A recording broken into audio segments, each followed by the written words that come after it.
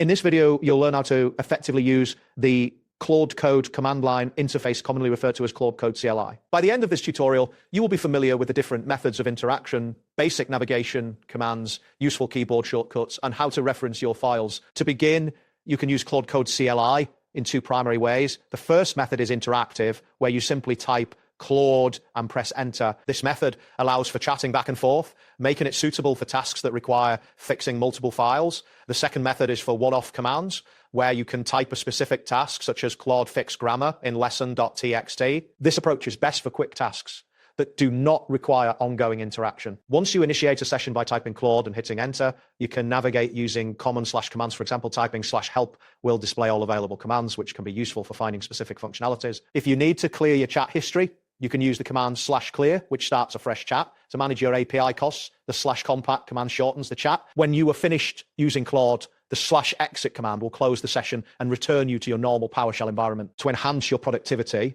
while using Claude Code CLI, familiarize yourself with the keyboard shortcuts available on Windows 11. For instance, pressing Alt+P allows you to switch between different AI models quickly. If you need to stop Claude immediately, you can use Control+C to recall the last command you entered. Simply press the up arrow key. If you are composing a longer message and want to start a new line without sending it, use Shift+Enter.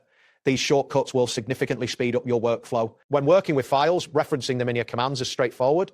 Instead of copying and pasting your code, you can mention the file name preceded by an @ symbol. For instance, if you want Claude to explain the main points in your file, you would type, "Can you explain the main points in @lessonplan.md?" This method streamlines the process and keeps your commands clean. If you encounter any issues with Claude, such as it acting strangely or not responding as expected, there is a helpful command you can run.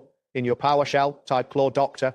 This command will check if something is broken and provide you with diagnostic information to troubleshoot the problem. That wraps up today's guide. Thanks for watching and catch you in the next tutorial.